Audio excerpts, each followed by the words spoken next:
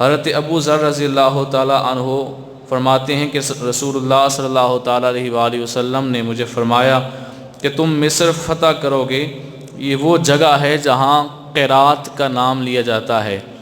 قیرات کی تشریح کروں تو یہ بالکل ایک چھوٹا سا وزن کا حصہ سمجھ لیں، جس طرح ہمارے ہاں چھٹاکی اور اس سے جو چھوٹی وزن کی جو علامتیں ہیں، جو چھوٹی چھوٹی چیزیں ہیں، اس طرح سرسائی وغیرہ، ماشا، تولا، اس طرح عربی کے اندر، ان زبانوں کے اندر، اس دور کے اندر یہ قیرات کا نام لیا جاتا تھا۔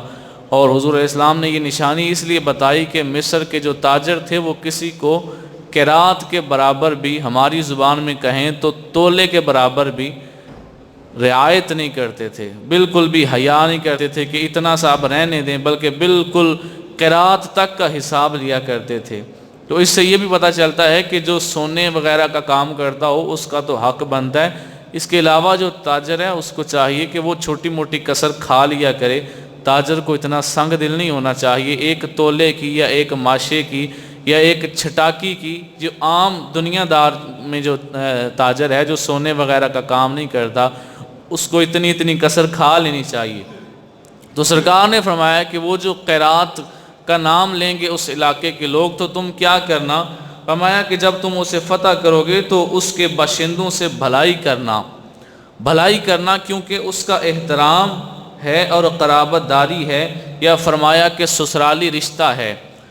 قرابت داری کیا ہے، رشتہ داری کیا ہے کہ حضرت سیدہ حاجرہ رضی اللہ تعالی عنہا سرکار صلی اللہ تعالیٰ علیہ وآلہ وسلم کی ماں بھی لگتی ہیں، حضرت ابراہیم علیہ السلام کی بیوی ہیں، اور حضرت اسماعیل علیہ السلام کی والدہ ہیں، وہ مصر سے آئی تھیں، حضرت ابراہیم علیہ السلام کو مصر سے ملی تھی۔ اور دوسرا سرکار صلی اللہ علیہ وسلم کی ایک لونڈی جن کا نام ماریہ قبطیہ تھا، یہ بھی مصر سے آئی تھی۔ تو اس لیے فرمایا کہ یہ دو رشتے ہیں، ان کا لحاظ رکھنا ہے اور ان کے ساتھ نرمی سے پیش آنا ہے۔ آگے سرکار علیہ السلام کا معجزہ کیا بیان کرنے لگا ہوں، آپ صلی اللہ تعالیٰ علیہ وآلہ وسلم فرمانے لگے پھر تم دو شخصوں کو دیکھو گے کہ وہ اینٹ بھر جگہ کے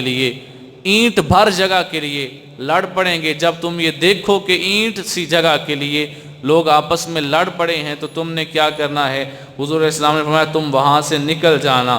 تو راوی کہتے ہیں کہ حضرت عبد الرحمن ابن شرحبیل اور دوسرے ان کے بھائی ربیعہ، یہ شرحبیل صحابی ہیں، ان کے دو بیٹے تھے، یہ دونوں ایک اینٹ کے برابر جگہ کے لیے لڑ پڑے۔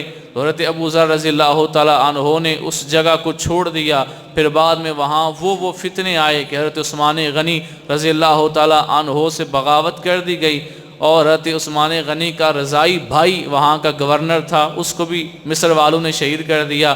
حضرت علی رضی اللہ تعالیٰ عنہ نے محمد ابن ابی بکر کو گورنر بنا کر بھیجا، اس کو بھی شہید کر دیا گیا۔ تو مصر والوں نے پھر ایسا فتنہ شروع کیا جس کا سب سے پہلی نشانی یہ تھی کہ دو بھائی ہوں گے اور وہ اینٹ سی جگہ کے لیے، ایک اینٹ اتنی سی ہوتی ہے، اتنی سی جگہ کے لیے لڑ پڑیں گے۔ حضرت ابو ذر رضی اللہ تعالیٰ عنہ فرماتے ہیں جب میں نے دیکھا کہ دو بندے ایک اینٹ کے برابر جگہ کے لیے لڑ پڑے ہیں تو میں نے اس جگہ کو چھوڑا۔ مجھے نبی علیہ السلام کا فرمان یاد آیا کہ سرکار نے فرمایا تھا اس کے بعد فتنے ہوں گے، میں نے اس جگہ کو چھوڑا، لیکن میں نے دیکھا فتنوں کا تو دکھ تھا، لیکن یہ بھی دیکھا جو الفاظ ہمارے نبی علیہ السلام نے ارشاد فرمائے تھے کہ وہاں فتنے ہوں گے، بالکل ویسے ہی آپ علیہ السلام کی دی ہوئی خبر سچی ظاہر ہو جاتی ہے۔ جو سرکار نے فرمایا تھا بالکل ویسا ہی ہوا۔ اگلی حدیث پاک حضرت حذیفہ رضی اللہ تعالیٰ عنہ سے روایت ہے کہ ہم نبی پاک صلی اللہ تعالیٰ علیہ وآلہ وسلم میرے ساتھیوں میں اور میں سرکار صلی اللہ تعالیٰ علیہ وآلہ وسلم کے ساتھ ہم ایک سفر پر جا رہے تھے، تو آپ صلی اللہ علیہ وسلم نے فرمایا کہ میری امت میں 12 منافق ہیں جو جنت میں داخل نہ ہوں گے۔ اس کی تفصیل یوں ہے کہ آپ صلی اللہ علیہ وسلم غار میں تھے تو 14 منافقین نے سوچا کہ غار میں سرکار اکیلے ہیں، تو ہم جاتے ہیں، جا کر سرکار صلی اللہ تعالیٰ علیہ وآلہ وسلم پر حملہ کر دیتے ہیں اور ان کو معاذ اللہ شہید کر دیتے ہیں کہ غار میں اکیلے ہیں اور ہم 14 ہیں۔ تو انہوں نے یہ سوچ کر حملہ کرنے کی نیت سے غار کی طرف سفر شروع کیا۔ جب غار میں پہنچے تو دیکھا وہاں حضرت حذیفہ ابن یمان جو اس حدیث کو روایت کر رہے ہیں وہ بھی موجود تھے، حضرت عمار ابن یاسر، یہ دونوں موجود تھے۔ تو پھر ان کو دیکھ کر منافقین واپس آ گئے۔ سرکار صلی اللہ علیہ وسلم حضرت حذیفہ سے کہتے ہیں بتاؤ ان کے نام جانتے ہو؟ عرض کی حضور میں نہیں جانتا۔ فرمایا کہ یہ 14 ہیں، ان 14 کے نام حضرت حذیفہ کہتے ہیں مجھے سرکار نے بتائے، فرمایا ان میں سے 2 توبہ کر لیں گے وہ جنتی ہو جائیں گے، لیکن جو باقی 12 ہیں آپ صلی اللہ تعالیٰ علیہ وآلہ وسلم نے فرمایا یہ کبھی جنت میں نہیں جائیں گے، وَلَا يَدْخُلُونَ الْجَنَّةَ حَتَّى يَلِجَ الْجَمَلُ فِي سَمِّ الْخِيَاطِ، یہ جنت میں نہیں جائیں گے یہاں تک کہ سوئی کے ناکے سے اونٹ گزر جائے گا۔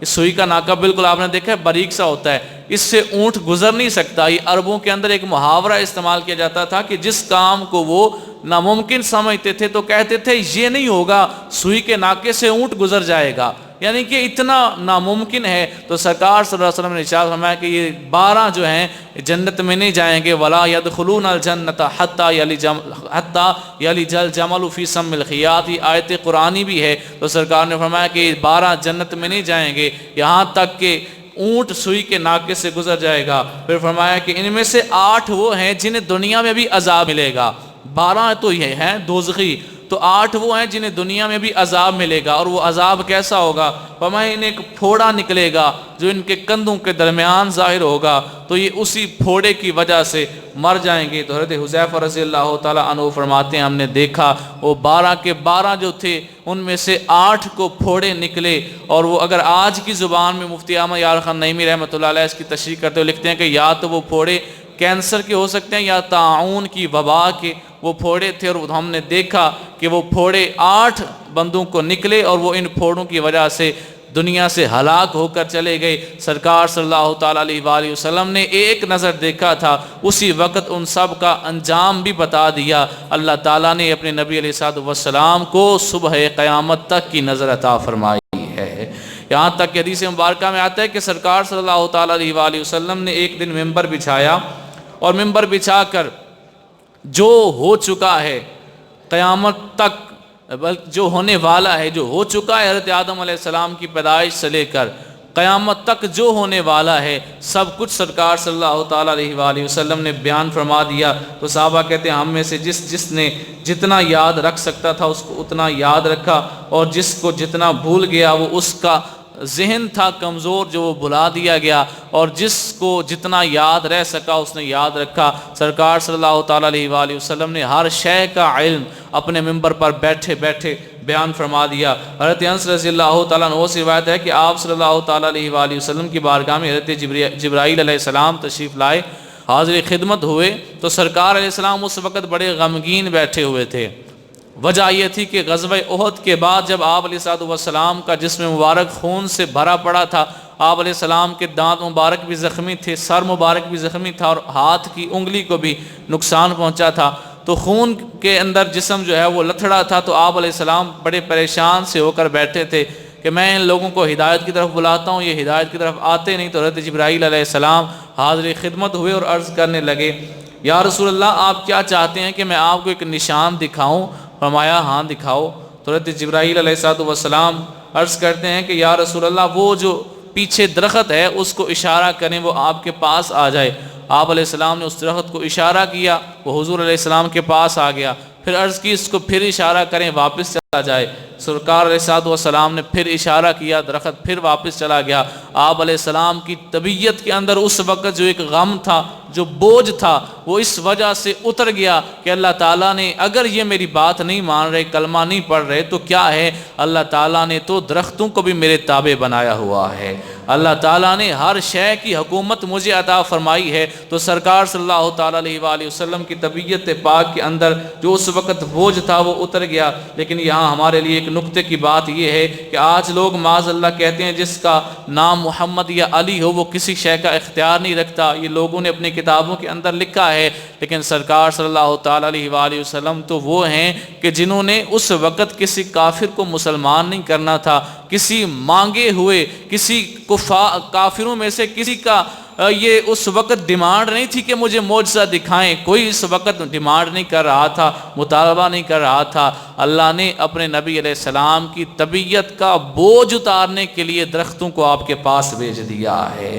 تو جو اللہ تعالیٰ اپنے نبی علیہ السلام کو وقتی جو غم تھا اس کو ختم کرنے کے لیے درختوں کو اکھاڑ کے پاس بھیج دیتا ہے، وہ اگر معجزہ مانگا جائے پھر کتنا زیادہ عطا فرمائے گا۔ وہ اللہ تعالیٰ کتنا اپنے نبی صلی اللہ تعالیٰ علیہ وآلہ وسلم پہ کرم فرمائے گا۔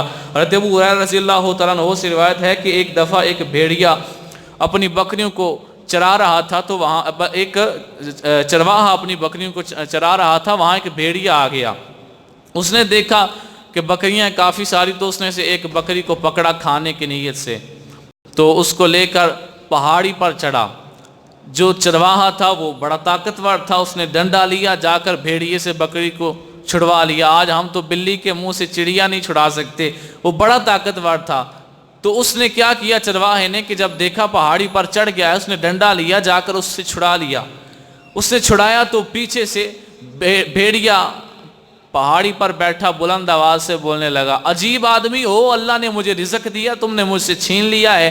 میں نے اس پر اس لیے حملہ کیا تھا کہ اللہ نے مجھے رزق دیا تھا، اللہ نے مجھے رزق دیا، تم نے مجھ سے چھین لیا۔ تو وہ چرواہا کہنے لگا، اللہ کی قسم میں نے پہلی دفعہ دیکھا ہے کہ کوئی بھیڑیا اس اتنی فصاحت اور بلاغت کے ساتھ باتیں کر رہا ہے، میں نے تو آج تک نہیں دیکھا بھیڑیا بات کرے، تو کتنی عجیب بات ہے۔ تو بھیڑیا آگے سے کہتا ہے، یہ کم عجیب بات ہے کہ میں تمہاری زبان کے اندر بول رہا ہوں، تمہیں اس سے بڑی بات نہ بتاؤں؟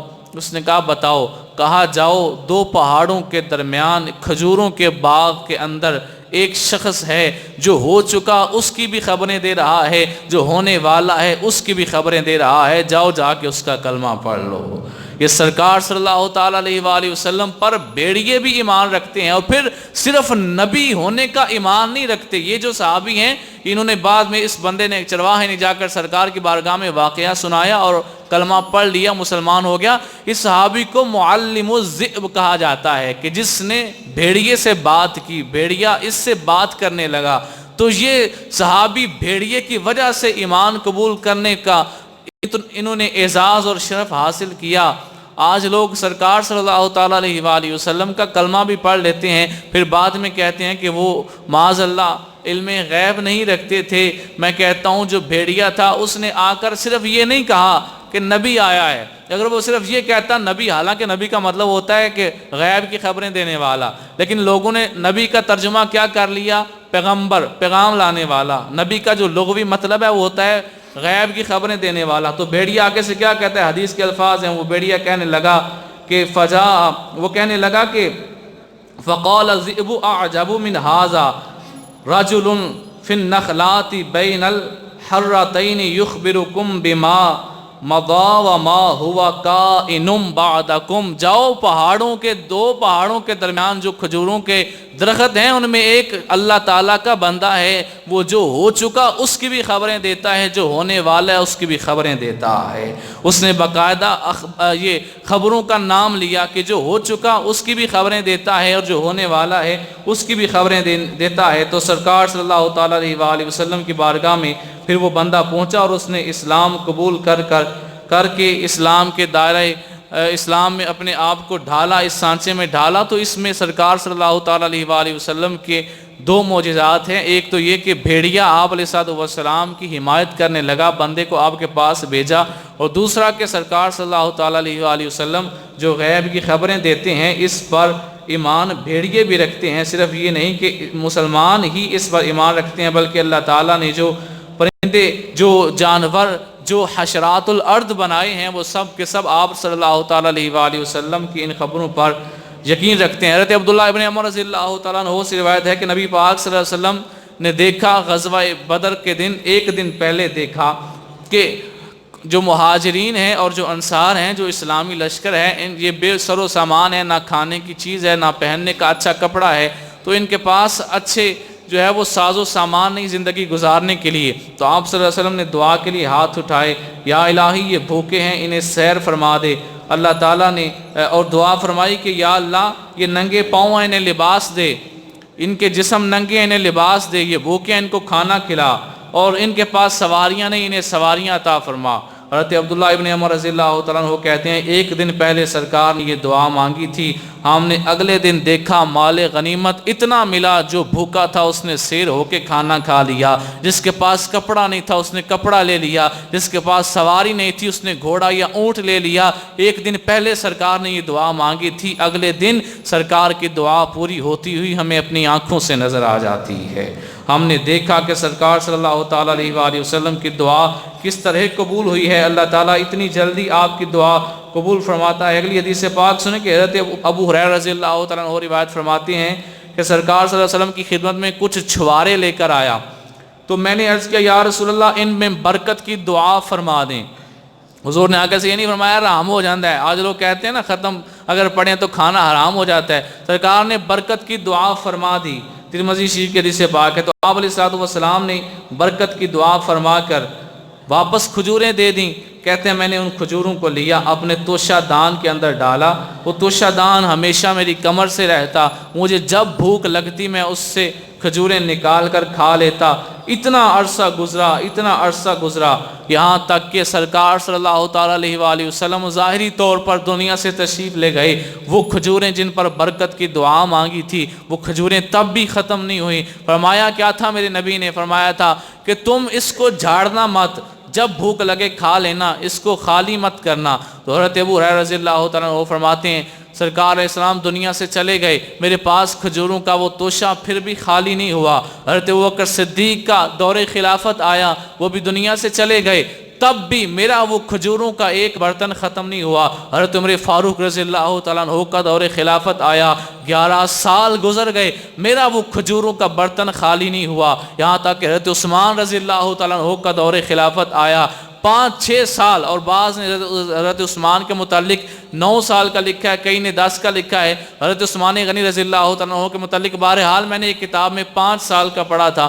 تو حضرت عثمان غنی کا جتنا بھی دور خلافت تھا وہ سارے کا سارا گزر گیا، کہتے ہیں تب بھی وہ برتن میرا خالی نہ ہوا۔ یہاں تک کہ حضرت عثمان غنی رضی اللہ تعالیٰ عنہ کو جس دن شہید کیا گیا اس دن فتنہ ایسا اٹھا کہ ہر بندہ بھاگ رہا تھا، کوئی کسی کے پیچھے بھاگ رہا ہے، کوئی کسی کے پیچھے بھاگ رہا ہے، اس طرح ایک عجیب سی حالت ہو گئی۔ تو اس حالت میں وہ میرا برتن پتہ نہیں کہاں گرا، کہاں ختم ہو گیا، لیکن مجھے اتنا پتہ ہے جس دن سرکار نے برکت کی دعا مانگی تھی اس دن سے لے کر جب تک وہ برتن میرے پاس رہا ہے اس سے کھجوریں ختم نہیں ہوئیں۔ اتنی زیادہ کھجوریں اللہ کے نبی کی برکت سے اس میں آ گئی تھیں، میں جب بھی چاہتا بھوک لگتی میں اس میں ہاتھ ڈال کر کھجوریں کھا لیتا، اس سے کھجوریں ختم نہیں ہوئیں۔ اللہ تعالیٰ کے نبی صلی اللہ تعالیٰ علیہ وآلہ وسلم نے جب برکت کی دعا فرمائی تھی تو اللہ تعالیٰ نے ایسا اس پر کرم فرمایا تھا۔ نبی پاک صلی اللہ تعالیٰ علیہ وآلہ وسلم کے جو معجزات ہم نے ذکر کیے ہیں ان میں سے آخری حدیث پاک سنا کر میں گفتگو کا اختتام کر رہا ہوں۔ آپ یہ باب یہاں مکمل ہو جائے گا، اگلے جمعہ انشاءاللہ ہم ذی الحج کے متعلق خطبات کا سلسلہ شروع کریں گے۔ یہ مسلم شریف کے اندر حدیث پاک ہے جب غزوہ بدر ختم ہو گئی، جب جنگ ختم ہو گئی تو جو کفار کی لاشیں تھیں ان کو سب کو اکٹھا کر کے ایک کنویں میں ڈال دیا گیا۔ سرکار صلی اللہ تعالیٰ علیہ وآلہ وسلم نے جو غزوہ بدر کے اندر معجزات اپنے ظاہر فرمائے وہ بہت زیادہ تھے۔ یہ بھی تھا کہ فرمایا تھا ایک دن پہلے کل یہاں فلاں بندہ قتل ہوگا، یہاں فلاں ہوگا، یہاں فلاں ہوگا، تو اگلے دن دیکھا وہاں پہ ہی سارے قتل ہوئے پڑے تھے۔ جب سارے قتل ہو گئے تو سب کی لاشوں کو کنویں میں ڈال دیا گیا۔ آپ صلی اللہ تعالیٰ علیہ وآلہ وسلم نے کنویں پر کھڑے ہو کر خطبہ شروع کر دیا۔ فرمایا اے فلاں ابن فلاں، اے فلاں ابن فلاں، تم نے وہ سب باتیں درست پائیں جن کا تم سے اللہ اور رسول نے وعدہ فرمایا تھا، کیونکہ میں نے وہ سب درست پایا جو مجھ سے اللہ نے وعدہ فرمایا تھا۔ حضرت عمر رضی اللہ تعالیٰ عنہ عرض کرنے لگے یا رسول اللہ صلی اللہ علیہ وسلم، آپ ان جسموں سے کیسے کلام کرتے ہیں کہ جن میں جان ہی نہیں ہے؟ یہ آپ کی بات کیسے سن سکتے ہیں؟ ان میں تو جان ہی نہیں۔ یہ مسلم شریف کے حدیث پاک پڑھ رہا ہوں، سرکار صلی اللہ تعالیٰ علیہ وآلہ وسلم نے فرمایا بات تو تم ان سے زیادہ نہیں سنتے بجز اس کے کہ وہ جواب نہیں دے سکتے۔ کس کو فرمایا؟ یہ وہ ہے جو اپنے دور خلافت میں ممبر پر بیٹھے تھے تو اتنی دور حضرت ساریہ کو دیکھ بھی رہے ہیں، آواز بھی پہنچا رہے ہیں کہ اے ساریہ پہاڑ کی طرف ہو جاؤ، مہینے کی مسافت تھی۔ وہ بعد میں آئے تو بتایا کہ ہمیں 1 مہینہ دور سے حضرت عمر نے جو جمعہ کے خطبہ پڑھتے پڑھتے کہا تھا یا ساریہ الجبل، ہم نے وہ آواز وہاں سنی تھی۔ وہ عمر جو ممبر پر بیٹھے بیٹھے اپنی آواز 1 مہینے کی مسافت پر پہنچا سکتے ہیں، وہ باس زندہ کھڑے ہیں، کفار کی لاشیں کنویں میں ہیں۔ تو سرکار کیا فرماتے ہیں؟ عمر تم ان سے زیادہ نہیں سنتے، یہ تم سے زیادہ سنتے ہیں۔ پتہ کیا چلا؟ اللہ کا جو نبی ہوتا ہے اس کی آواز زندہ تو زندہ ہے، مردہ بھی اس کی آواز کو سن سکتا ہے۔ اللہ کے نبیوں کے یہ معجزات ہوتے ہیں۔